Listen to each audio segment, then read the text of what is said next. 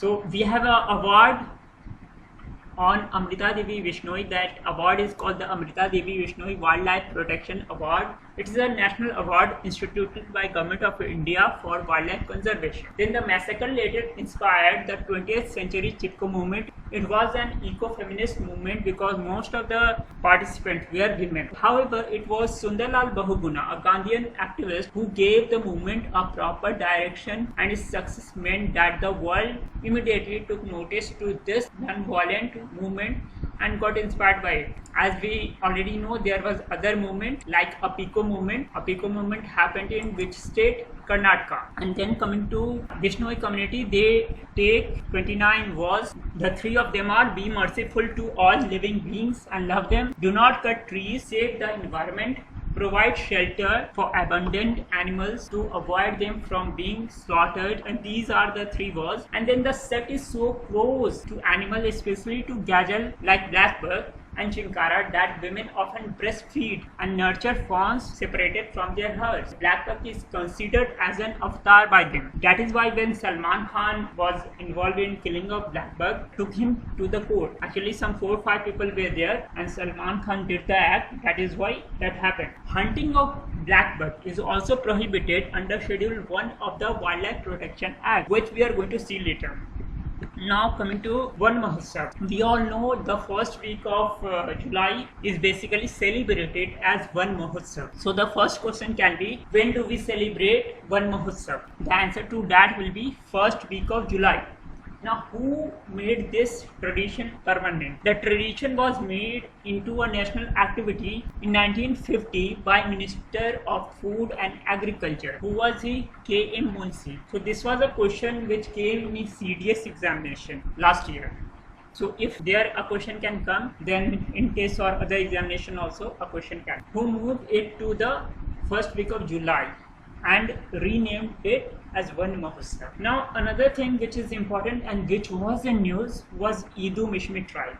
It was recently in news because textile of this very tribe was given a GI tag. But apart from that, it was also in news for tiger conservation or protection. For the Idu Mishmi, the tiger is their brother. They consider tiger as their brother. Idu believe that they and the tiger came from the same ancestral parents, and the tiger is a brother they do not harm and have learned to live with. In addition to being regarded as their brother, the tiger is also the most powerful spiritual force from which the Idu priests seek power and protection. Now where these tigers are found, most of the tigers which are found nowadays are found in Bengal. They are called Bengal tigers in the south, in Karnataka. Some are found in Uttarakhand, Tim Corbett National Park, and also in Madhya Pradesh. But there are special types of tiger which prey upon a different type of prey in Arunachal Pradesh, and that is why they are unique, and they are called Dibang Valley tigers, and they are protected by Idu Mishmi tribes. Now come to next. So Sikkim. In Sikkim there is a tradition called Meet Mitini. Now what is that? It was in news in the Hindu, I think some years ago, 2 years ago.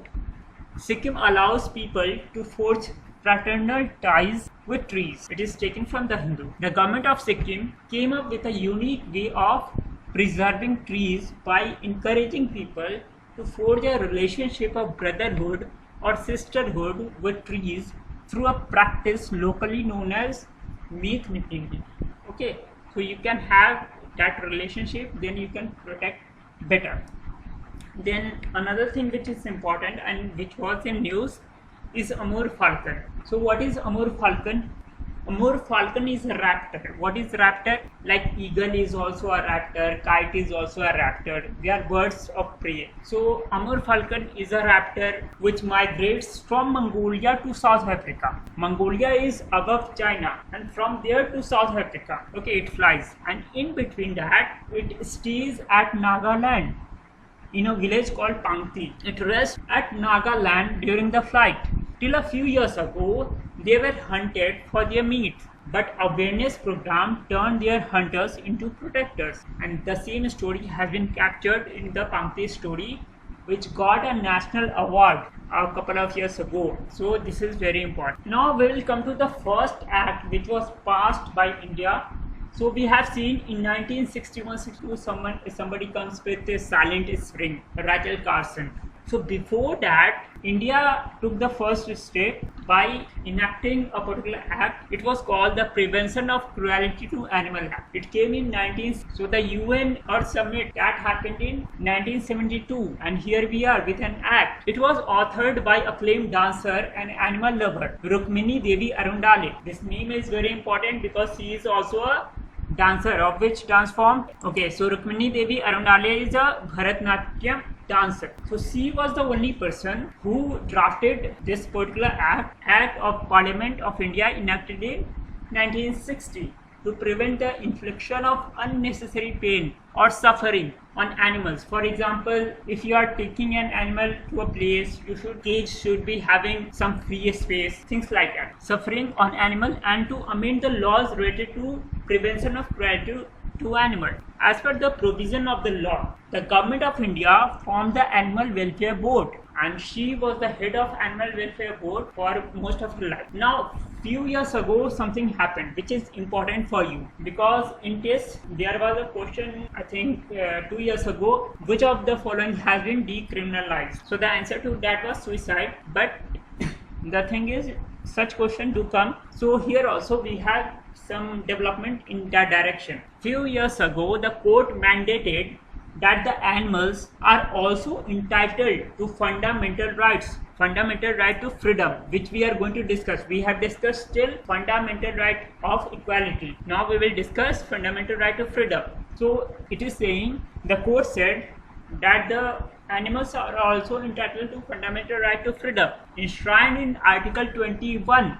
A direct question can come. So the animals do have the fundamental right of Article 21, that is right to life and personal liberty. Right to life, personal liberty, and right to die with dignity, that is passive euthanasia. You can't kill an animal by giving injections. If you have to kill an animal, you can do that through passive euthanasia, not by active euthanasia. Giving a poisonous injection is a type of killing a person through active euthanasia.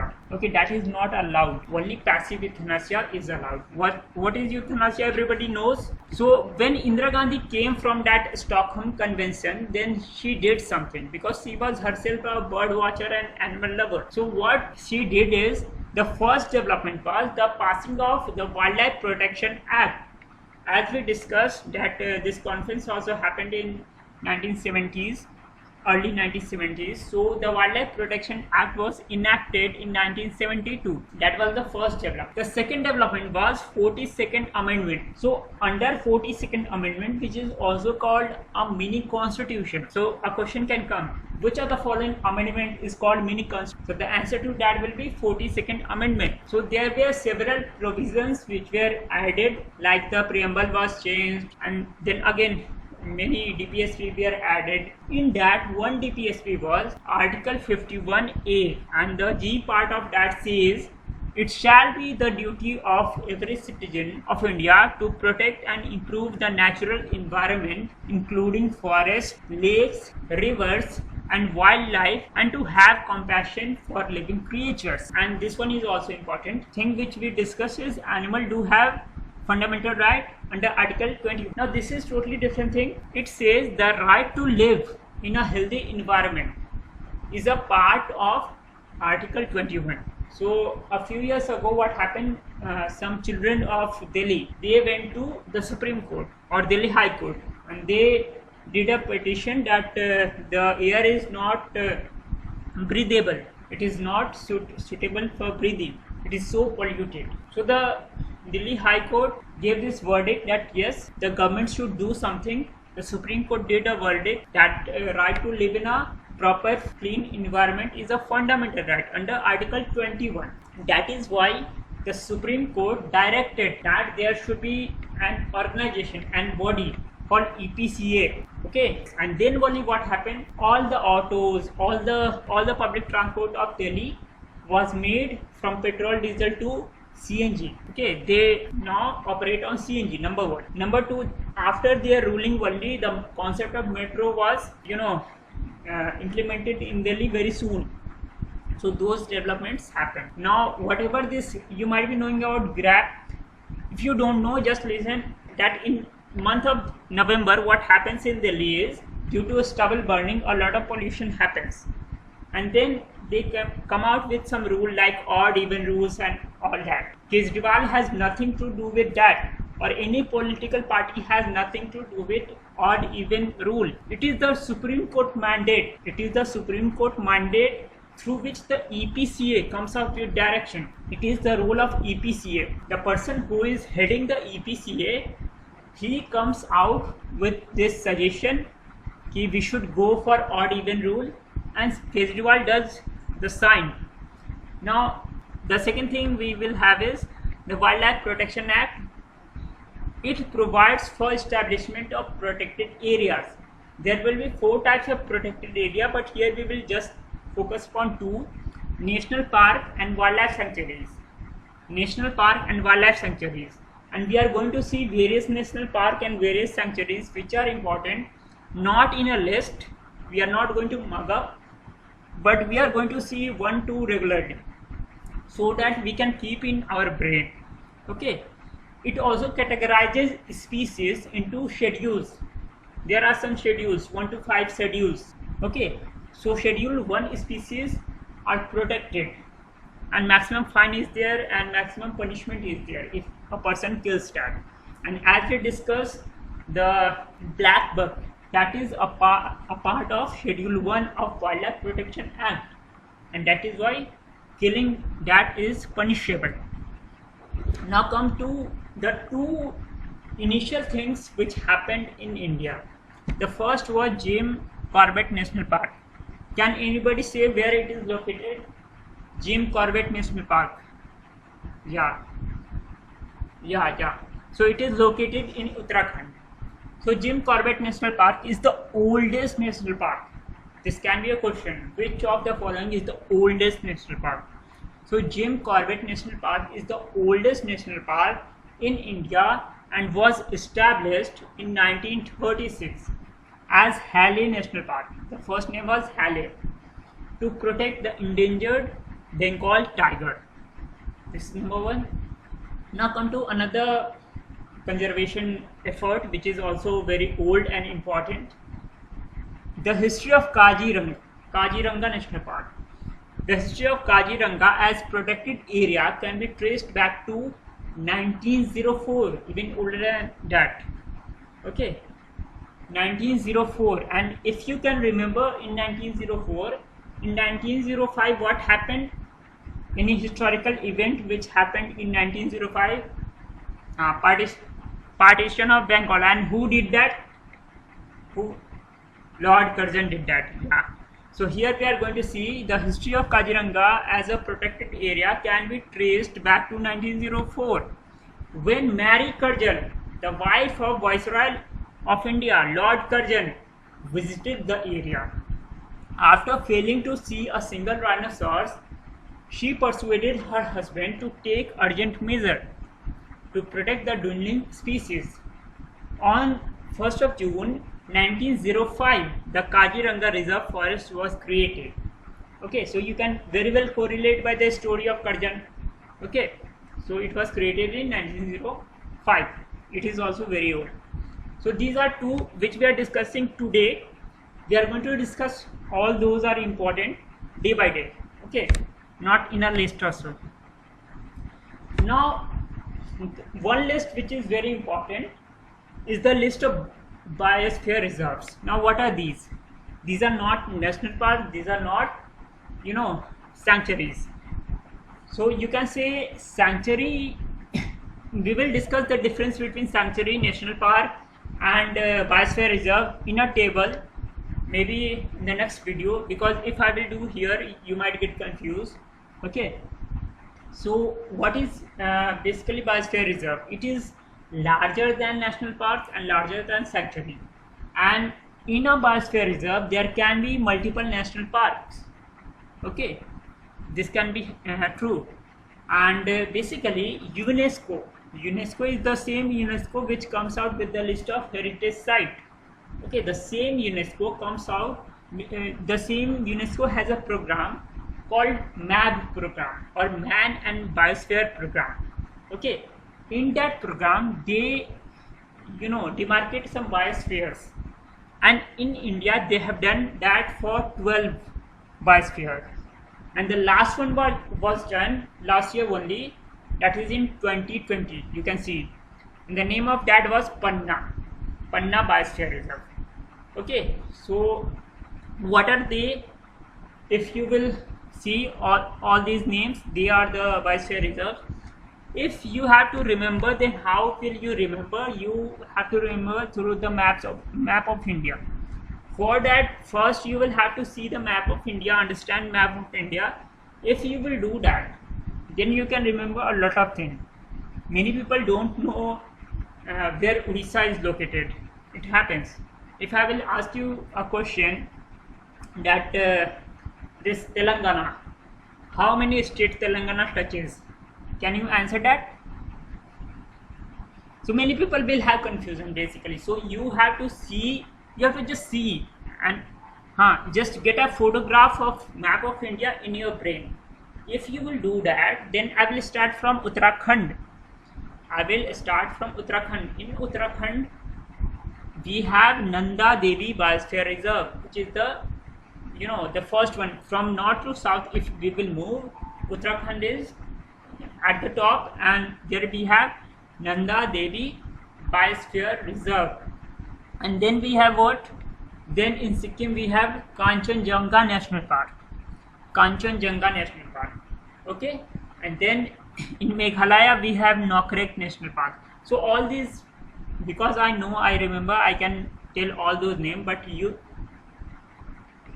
Nokrek is in Meghalaya. What is the meaning of Nokrek? Nokrek means basically they have a festival. Meghalaya have a festival where Nokrek is also a dance. It is also a festival, and the name of a biosphere reserve is also a Nokrek. So in the Nokrek festival, they kill a particular type of goat. So it is called Nokrek. Okay, so it is of Meghalaya. So just keep in mind 3, otherwise you might forget. Okay, just keep in mind 3. They are the first in Uttarakhand, that is Nanda Devi. The second one I told you in Sikkim, that is Kanchenjunga. The third one is in Meghalaya, that is Nokrek. And apart from that, one more, the last one is Panna in Madhya Pradesh, and one is in Andaman Nicobar. The name of that is Great Nicobar. Try to remember these only, and then in the next class I will tell you more in a much better way, and one by one we are going to study that, and I will also make flashcards, so that through flashcards also you can easily remember. You don't have to mug up or memorize like that. Okay, so these were the things which are important. So I will just go through. If you have any question, you can ask. I will just go through the slide. You can ask any question on this slide. If any question you have, then ask. See what are important. Khijri massacre is important. Chipko movement is important. From where it got inspiration, and 11th of September is important. A question might come from these. Okay. Then what? Then you have Amrita Devi is important. This movement, Chipko movement, was eco-feminist movement. This is important. Sundarlal Bahuguna is important. Okay, and then what is important? Vishnoi, and one more. Chipko movement happened in Uttarakhand, and Apiko happened in Karnataka. And from here you can get a question on Vishnoi community. They have 29 was, and Wildlife Protection Act. The black buck is under Schedule 1 of the Wildlife Protection Act, and they are considered as god by the Vishnoi community. Okay, and then one Mahotsav, who started that tradition, K.M. Munshi, and when it is celebrated first week of July, Yidu Mushmi consider tiger as brother and protect them. They are found in Dibang Valley of Arunachal. Okay, then Sikkim has this tradition of Meet Mitni, where they consider a tree as their sibling. Then Amur Falcon starts from Mongolia, goes to South Africa, stays at Nagaland in Pangti village. Okay, Now, Prevention to Cruelty Act, who was the person behind that? Rukmini Devi Arundale. Okay, and recently the court gave a verdict that animals do have fundamental right, that is Article 21. Okay, and then Amendment 42nd Amendment inserted Article 51A. It says it shall be duty of every citizen to protect and improve the natural environment, including forest, lakes, rivers, and wildlife.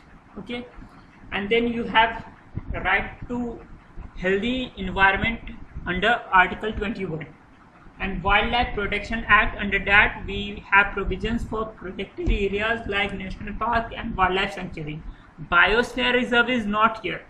We have provision for national park, wildlife sanctuary, community reserves, and other also, so that you don't need to remember. And it also categorizes species in schedules.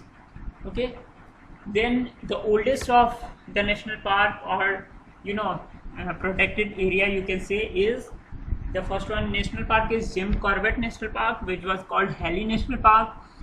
And through the story of Karjan, you can remember Lady Karjan. Lady Karjan went to Sikkim to see rhinoceros. She couldn't find any rhinoceros. She told her husband to do something, and what he did, he created a Kaziranga Reserve Forest for their protection, which later became Kaziranga National Park. And it happened in the same during the same period when Bengal partition happened, that is June 1, 1904. Okay, and then among these there are 12 of them biosphere reserve, given that status by UNESCO under MAP program. Now I have told you just 4 to remember. Now they are Nanda Devi in Uttarakhand, then Kanchenjunga in Sikkim, then Nokrek in Meghalaya, and then what? Andaman Nicobar has Great Nicobar. Okay, so this was all for today. In our next video we will try to cover more of it.